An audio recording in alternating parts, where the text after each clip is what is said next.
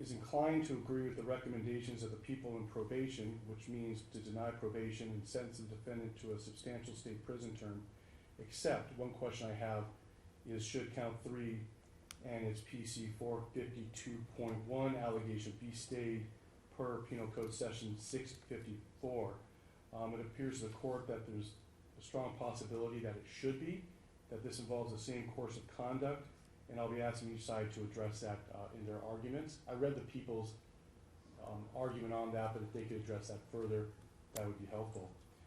If that was stated, the result would instead be a custodial sentence of 12 years and 8 months in state prison instead of the 15 that the people are requesting. At this time, I typically have the defense go first. I understand, though, there's a request to have the people go first. That's correct. And is that fine with the people? Yes, Your Honor. Okay, so I'll hear first from the people, any witnesses they have. I understand the victim's mother is going to speak as well. Then I'll hear from the defense, and any witnesses they want to have in the defendant if he wishes to speak. Thank you, Your Honor. Before I proceed to my argument, the victim's family would like to present several items to the court. The first is a video that was made by Joey Casara. And I'll provide copies of all of these for the court after the hearing.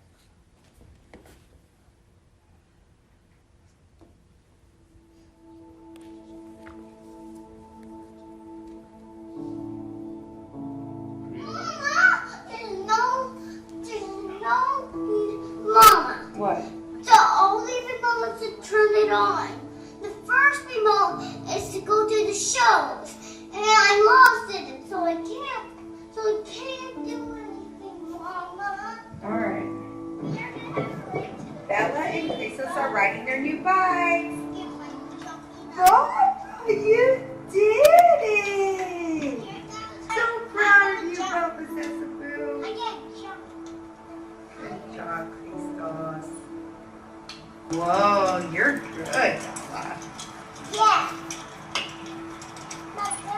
Why are you not going to ride the bike? I am. I'm just gonna walk for a little bit because you go so fast. Why? Because I want to get some from the water fountain. But you can get the clean water from the water bottle. You want Gino to give it back? Yes, but I'm thirsty. Go tell Gino you're thirsty.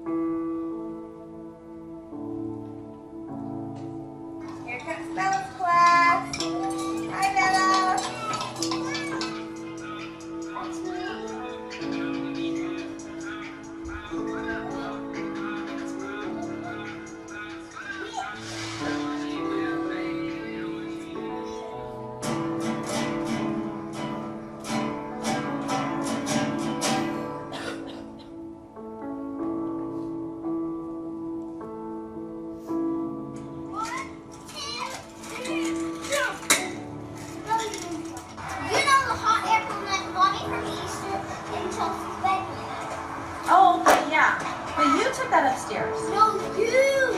Remember on Friday? Uh-huh. You gathered it and you took it upstairs before I let this sleep Papa. Oh, I thought you This did. is why I make my bed every day for you, so you can think I'm a good kid. And I clean up the house for you. That's the second thing that I do.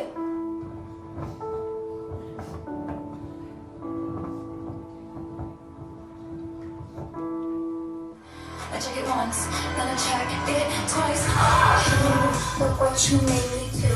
Look what you made me do. Look what you just made me do. Look what you just made me do. Look what you made me do. Look what you made me do. Look what you just made me do. Look what you just made me do.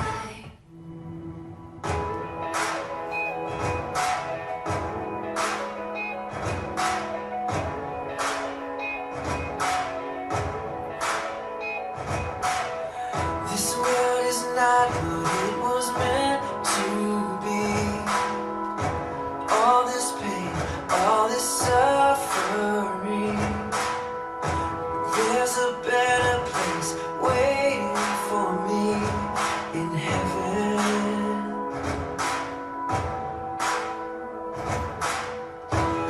Every tear will be wiped away.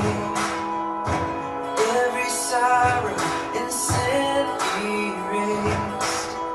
We'll dance on seas of amazing grace in heaven, in heaven. I'm going home where the streets are going. Every chain is broken. Oh, I wanna go. Oh, I wanna go home where every fear is gone. I'm in your open arms where I belong.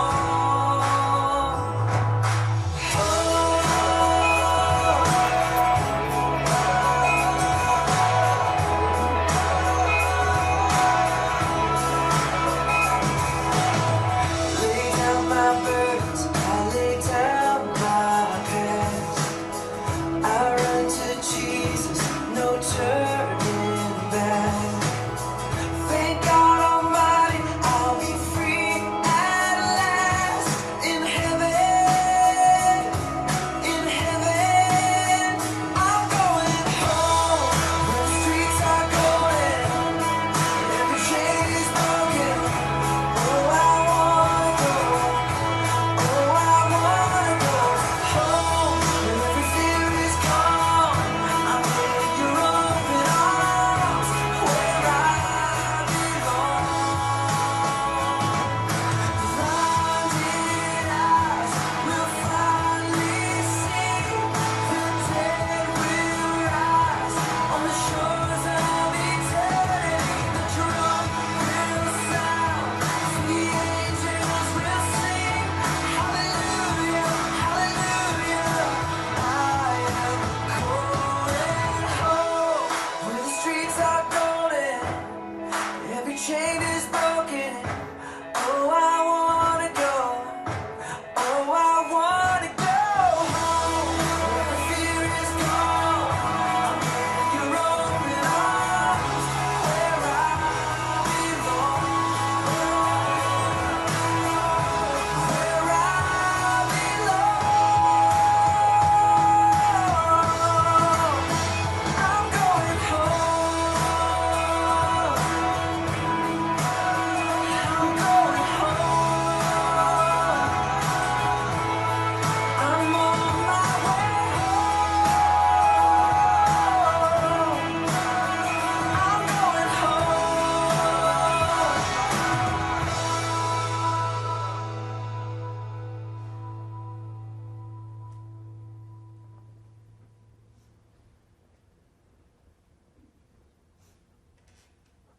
Thank you. Thank you, Council.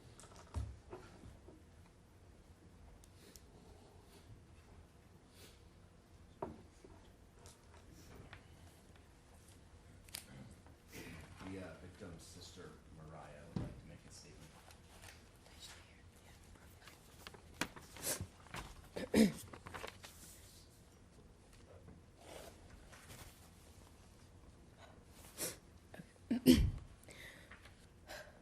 I've thought a long time about what I would say today to everyone and to the person I knew and I loved, to someone I looked up to a person I no longer feel anything for. Would the words be enough to convey the pain I felt? Would they be honoring my brother and sister and alleviate the grief that I felt for so long? The simple truth is, no matter what I say, nothing will fix that today. But I've decided what I have to say is still incredibly important to me and to their memory. Ever since Christos and Bella left, it's been a long and continuous battle every day for me, my family, and friends. It was not only the worst day of my life, but also my biggest battle to fight and something I will always have to try to overcome. I've had countless dreams of Bella and Christos, and I wake up from them to some of the worst mornings after their passing. The dreams of them would convince me that they're still here, especially the ones when we would talk or even exchange a hug. But then I'd wake up to the reality of my life and realize I'm in absolute torture. I've cried a million tears, and yet they never stop. As time progresses, my brain begins to accept that they're actually gone in my dreams, which is ironically even worse. Every morning I wake up and I have to suppress the morning of October 28th. I can still remember the shock of walking into the hospital to see my brother burned with a tube in his mouth, hanging on for dear life.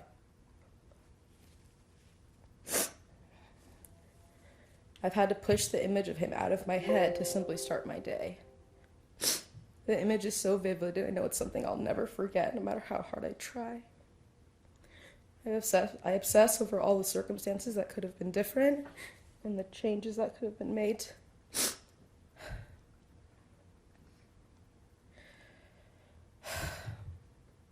Every time I see fire on TV or I hear about them, I find myself breaking down. Even the smell of flames makes me feel uncomfortable. Parts of San Diego where we've lived, places we'd go, I find hard to visit, so I'd go out of my way to avoid them. On top of all the confusion and grieving, I've tried to live a somewhat normal life. I struggled to push my way through my final quarters at UCSD. Shortly 2 weeks after their passing, I had to drive past their gravesite every day to get to school, an attempt to put my best foot forward while I tried to begin to deal with the greatest pain I've ever known. I couldn't make it to school without crying most days. The morning of my college graduation, which, yes, I made it to, thanks to God and my amazing support system, I held back tears as I saw my family roar towards me because my brother and sister weren't there. It never feels completely whole without them, and I'm sure any major moment in my life will never feel whole again. I've had to watch my mom fight every day to continue to be the best mother I've known while dealing with the loss of half of her heart. And she still finds the strength to support and love me and my sister while fighting this great battle. No mother should have to bury her young children and have to deal with the pain of living without him. And so when I heard interviews speaking about how it was hard for Henry to go to the gravesite after his release from the hospital, I think he needs to think about he has no idea how hard it was to get them there and the mess that his actions left behind. Christos and Bella didn't get to leave the hospital like you did. They never got the chance. The shock of that morning and the unspeakable day has slowly set in, and the reality of loss and grief replaces it, but the trauma is very much still there. I'm reminded of it every time I see a fire truck, or hear a knock at the door, or hear my mom gasp for air. Therapy and prayer have helped with the anxiety, but learning to live with this will be a long road and a continued work in progress for my mom, my sister, and I for the rest of our lives. I know forgiving him for his irresponsible behavior will be another hard thing I will attempt to do one day, but I'm nowhere near now. I know Christos and Bella did not deserve to die in the way that they did, and this entire situation could have been easily avoided. He let his reckless behavior and judgment ruin his own life and now my family's. Christos and Bella trusted you, and you failed them when they loved you and trusted you to do so. I've often thought about the firefighters, EMTs, the doctors that day, Bella and Creasel's teachers and friends, how many more people this has affected outside of just me and my mom and sister. The emotional toll is so immense, nothing will ever change the traumatizing truth that they were taken and they're never coming back. I think that sentencing the maximum time is the only logical sentence, since nothing will ever be fair or equivalent to their lives. Since that day, October 28th, I've been asked countless times, how are you? How's your mom? I don't know how you guys do it. And to be honest, I don't know how we do it either. I believe God's responsible for all of that. And I know it's hard as their sister to live through this, so I can only imagine it, how it is to be the mother who gave birth to them.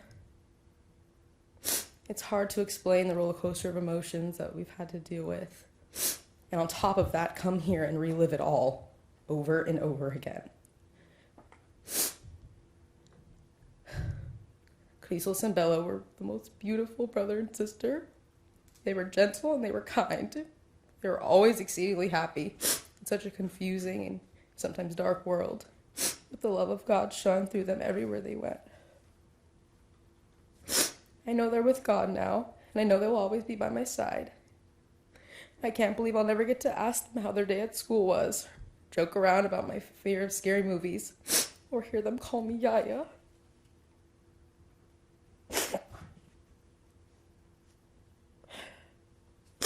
I'll forever cherish the limited time I had with them because I know that's all I'll ever have now.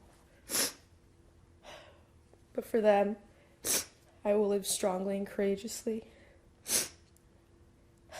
maturing, and be grateful for the blessings I had in my life, including knowing them for the past 10 and 7 years. That's all. Thank you.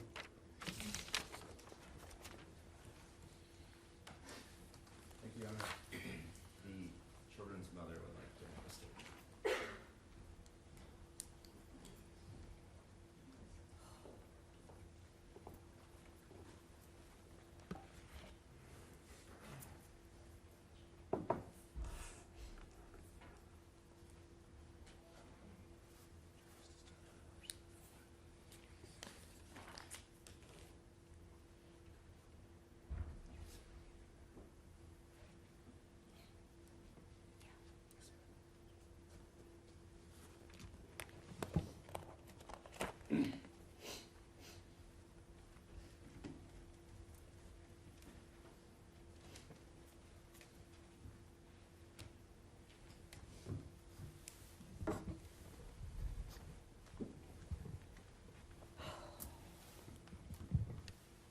Good morning. Good morning.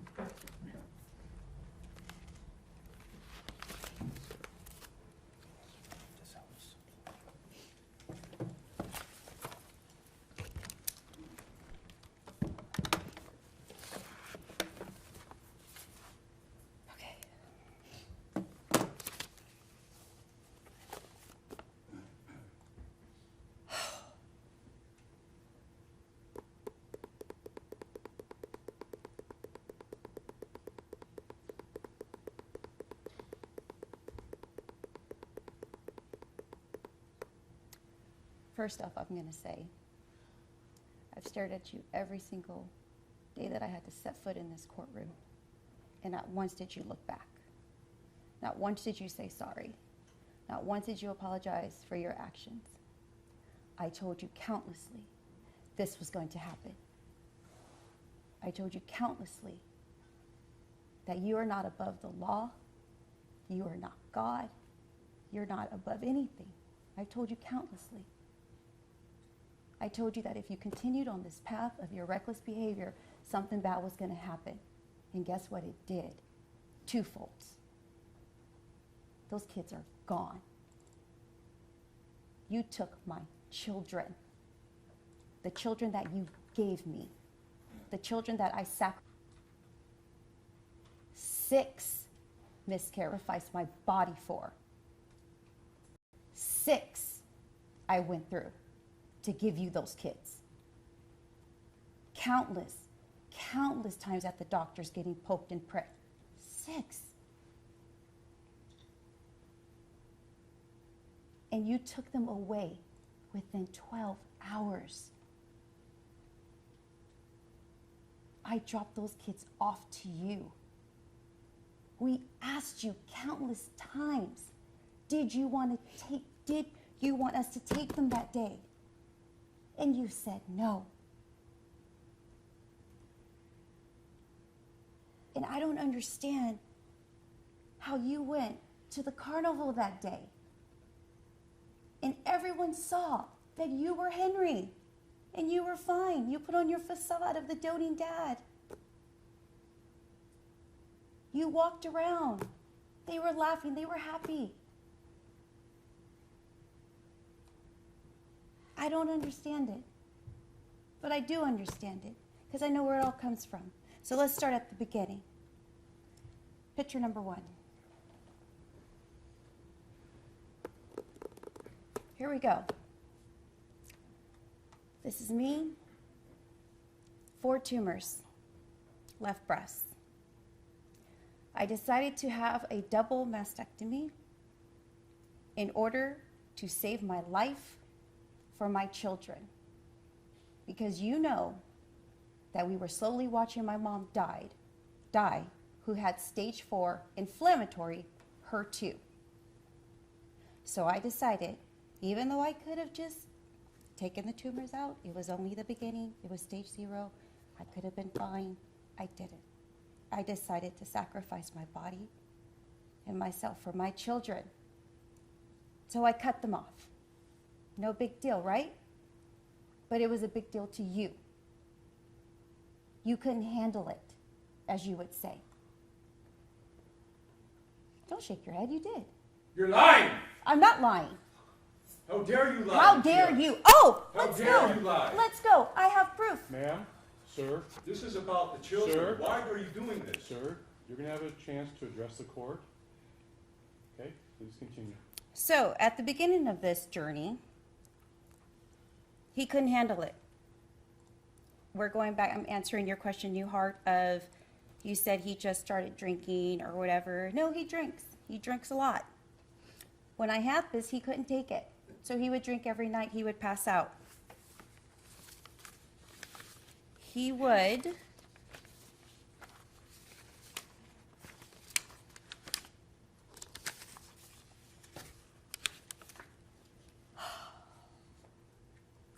let me slow down.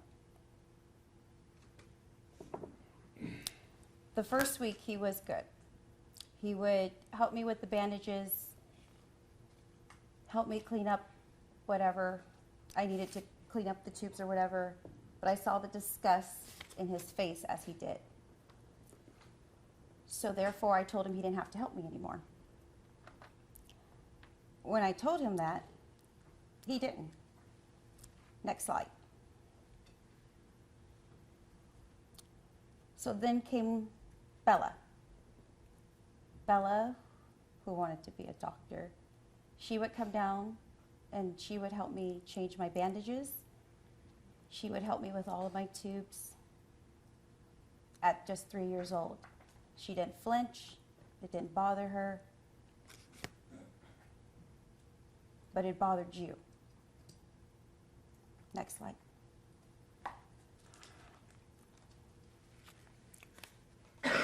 This is where the drinking starts. That's your briefcase. You would come home every day with your briefcase, claiming that you had such a tough day at work or whatever you were going through that day in life. And I would look at you and think, wow, tough day, huh? Here I am with 36 stitches in each of my breasts, but you had a tough day. But yet I still got up every single day, got those kids to school, did whatever I had to do. And all you had to do was go to work, pay the bill, and come home. You didn't have to lift a finger.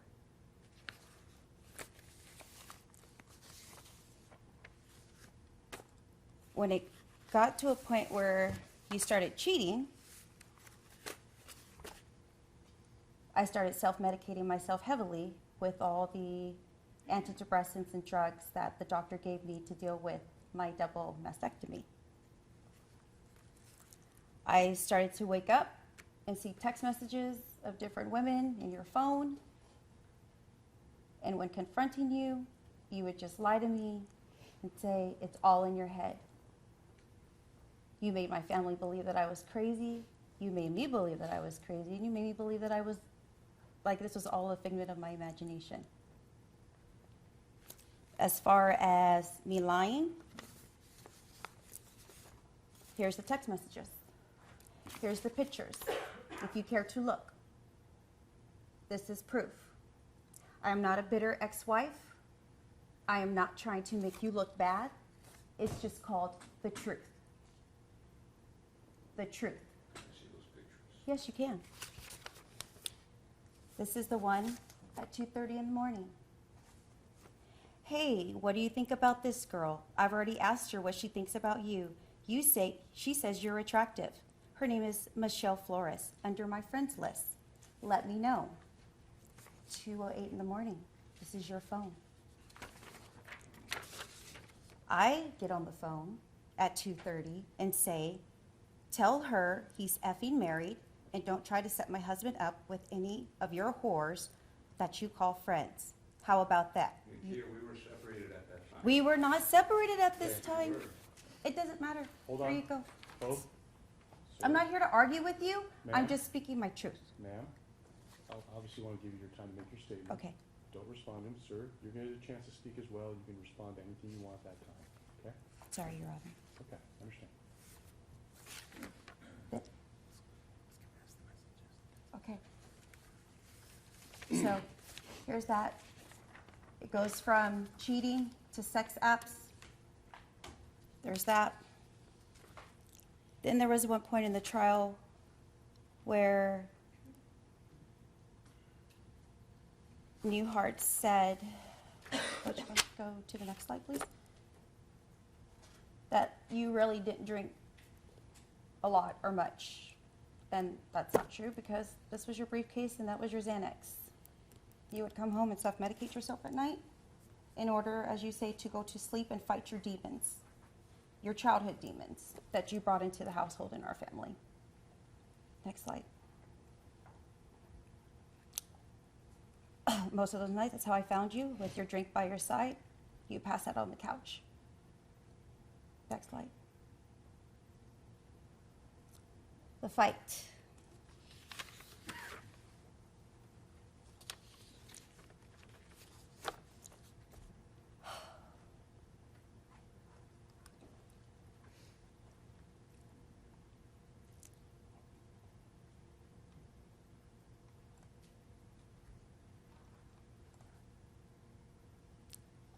This night was the most horrifying night of my children's life, besides the one where Clesos got out of the bed and ran to the fire to find you. This was the first one. You were so drunk that night that I had to pull my children out of the bed because you were coming to my house with your threats to harm us, or harm me, I should say, not them, harm me. Because you were so upset of what happened in therapy and the truth that came out.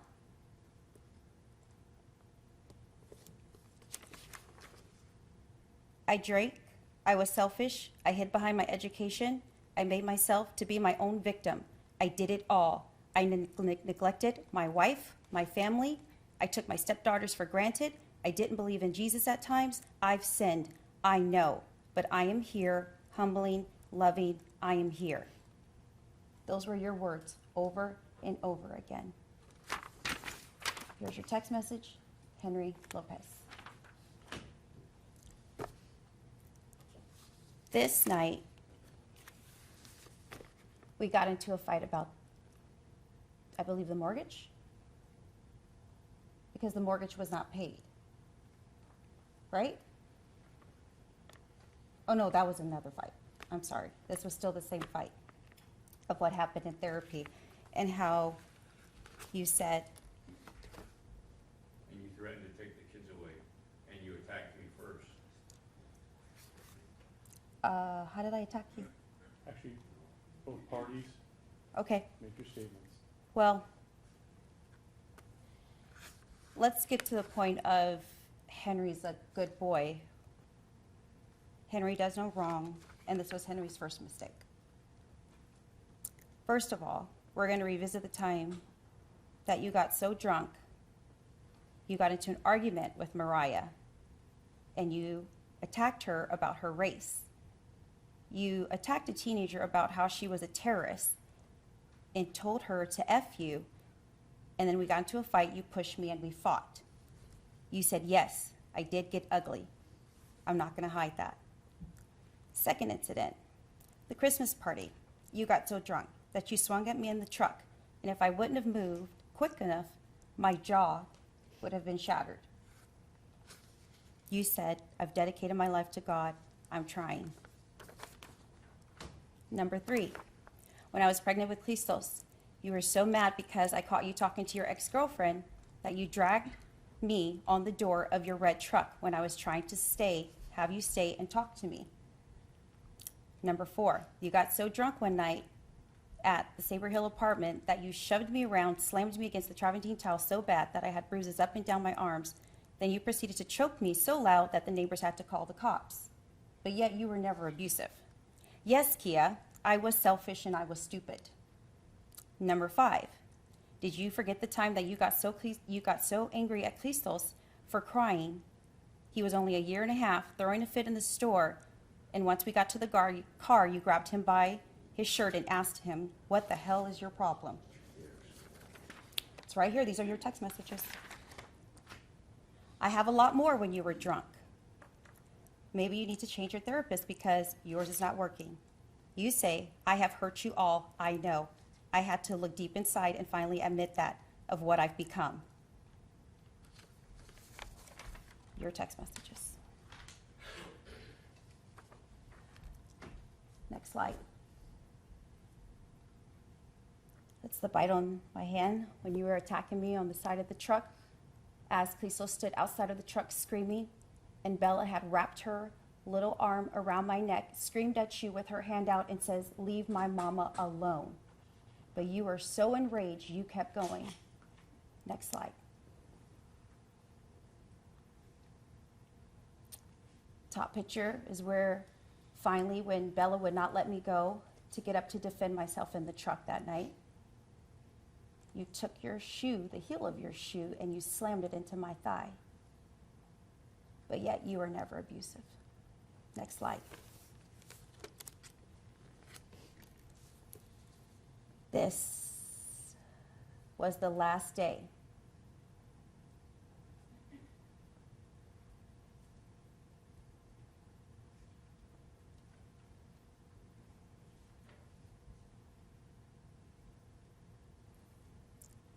This was the last day that I saw my Isabella and my Christos. I had prepared them for the Halloween carnival. I had prepared them to have the best time of their life because they loved Halloween. I believe so more than Christmas. I sent them off to you, and they never came back. Next slide. Yeah, this day. This is the day I had to bury your children. All by myself. All by myself. With no help from you. Not one dime. I was in a coma. A self-induced coma he was. And not one dime, not one phone call from you. Not a lot of contact in the kid. We have lawyers. Mind you, we do have a case before this case. We have lawyers. I had to stand in that day. I don't even remember that day. I had to stand in that day with my 2 girls in my arms, looking at the ashes of my 2 children because you were neglectful for one night. One night. Next slide.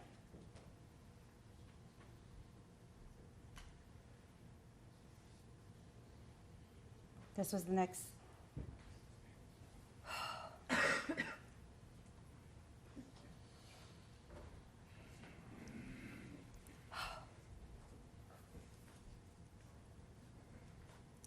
That Monday,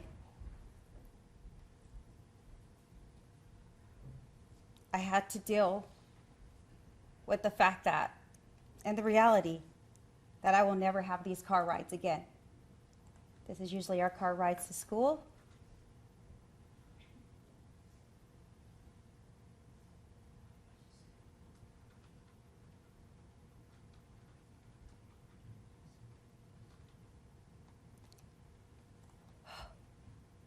Next slide. Now this is my car ride.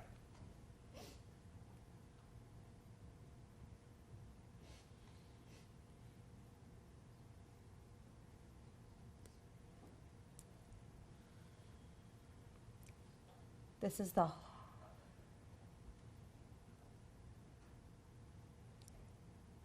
the hardest part of each day for me. Because I'm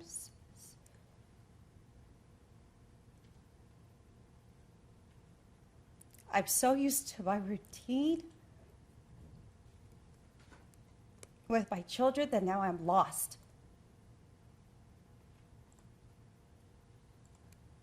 I look into my back seat at a basketball, glasses, and her headband. When I used to look at the back seat to them laughing and smiling and calling me crazy and everything. And you did that. You took them. This is my reality. I am a born mother. I am a born mom. That is my purpose on this earth, is to be a mom. And you took that from me.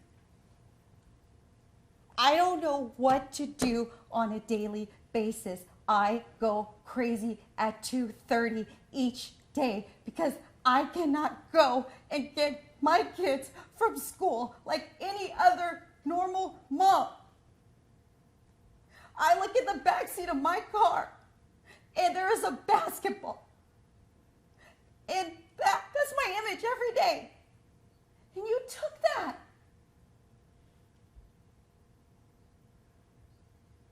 There's no lunches. I don't know when the last time I bought juice boxes. There's no combing hair. There's nothing for me. Nothing. I wake up every morning in hell. Hell. Every single morning, it's hell for me. And yes, I have 2 other kids, but they're adults. I am used to someone tugging on me. I am used to someone holding me. I am used to little hands. I'm used to laughter. I don't have it. You took it. That was your promise though, right? If I left and didn't come back, that was your promise that you would take everything from me, including my children. And you did. You succeeded. You've destroyed me. You haven't taken me down, but you have destroyed my life.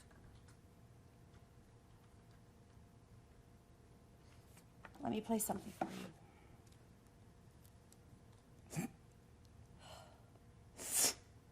Right here, this is a list of voice messages that I keep in my phone. They're voice calls from Christos and Bella. On my days, I would go rush from work, sit in that line and wait for my babies to come out. I would always get a call from them.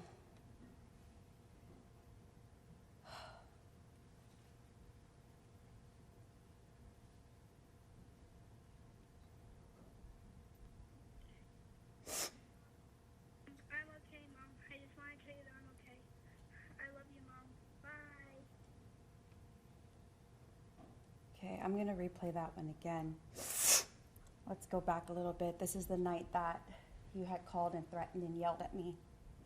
In council, we have the issue of the court reporter with the audio played. I don't know what you're proposing. I was not prepared for this. Oh, I'm portion. sorry, Kyle. Oh, That's okay. I understand.